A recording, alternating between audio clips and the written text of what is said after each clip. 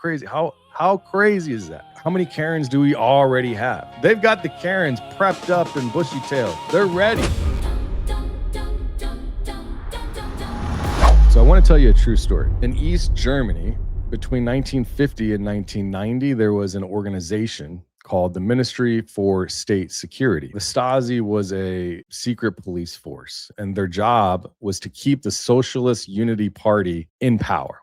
Okay. Which meant knowing what every East German thought, said, and believed. In a country of 17 million people, to do that, they didn't rely on only uniformed officers. They actually built an informant network, completely built out. Now, again, the Stasi was a secret police force, and at their peak, the Stasi had 91,000 full uniformed police officers, if you will. And these were, well, officers, I don't know, full-time employees, I guess you could say. They had 189,000 official informants at the top of that, right? So scholars' estimates of the ratio of Stasi spies to East German citizens was as low as one watcher. So that's what this means here. One watcher to every 6.5 people, all right? So you had literally one person, an informant of some sort. If you were in a group of 10 or a group of 20, 3 people were informants. That's how many people were informing on the local citizen. It's important to note that the incentives that could be gifted to someone to snitch on their neighbor or on their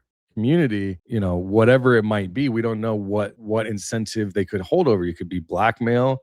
It could be something positive for you and your family. But just know that this is where this stuff heads.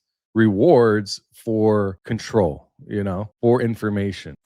Citizen snitching on citizens. They called them inofficiale or mitarbeiter. They were unofficial collaborators, okay? When you add part-time informants, scholars to be spies on German citizens, you know, and then you add how many people were involved, this starts to get concerning.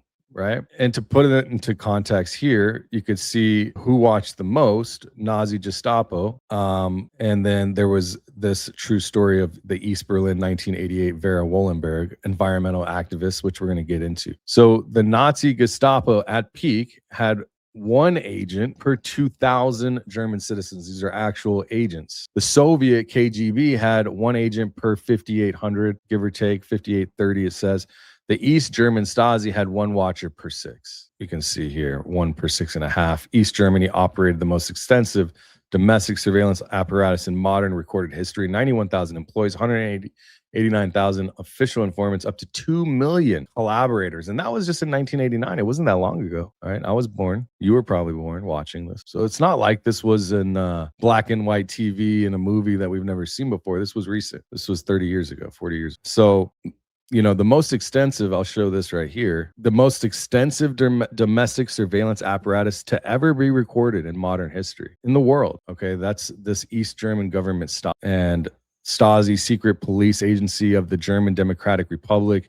The Stasi was one of the most hated and feared institutions of the East German communist government. When the Berlin Wall fell in 1989, East Germans stormed the Stasi headquarters and discovered that something had broke them. 111 kilometers of paper files, files on 6 million East Germans, 1 in 3 citizens. So the new German government passed a law, and every citizen has the right to walk into the Stasi archive and read their own file, which I thought was wild. Lessons from the Stasi, a cautionary tale on mass surveillance.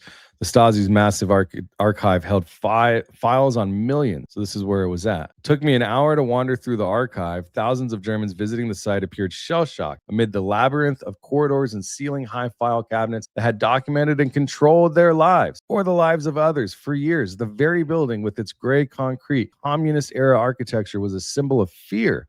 The place you were taken for interrogation or intimidation. This is real. You know what I mean? Crazy, but it's real. Vera Wollenberger was an activist and environmentalist arrested by the Stasi in 1988, lost her job when the wall fell, and she went to the archive and she read her file. It had what you'd expect, surveillance reports, photographs, transcripts of her phone calls and meetings. It also held something that she wasn't expecting. So it had her husband was the lead informant on her case, codenamed Donald for years. Every conversation Vera had with the man that she loved, every fear that she shared with him in bed at night or when they were talking, having coffee, whatever, every doubt she expressed about the regime, her husband reported to the Stasi by name in writing. How crazy. How crazy is that? That's what tyranny looks like. How many Karens do we already have? They've got the Karens prepped up and bushy-tailed. They're ready. Karens are ready, bro. Believe me, we got Karens and Kens ready to roll. So the government's done its job already, brainwashing people thinking that they're going to help the police or whatever they think they're going to do. This is what tyranny looks like. Not gulags, not propaganda posters, but a husband at breakfast, a neighbor in the hallway, a best friend at a bar, all of them watching, all of them writing it down.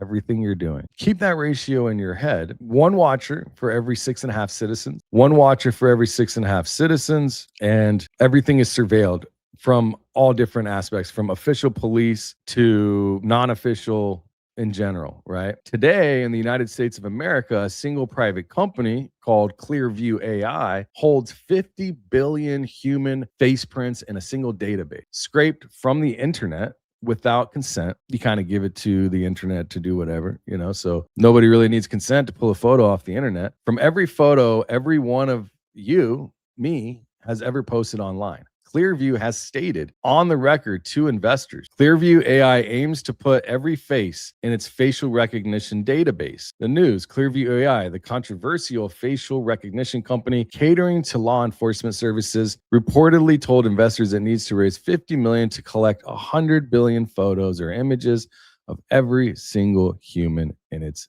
database. Look it up. It's a real company. So am I getting anywhere yet?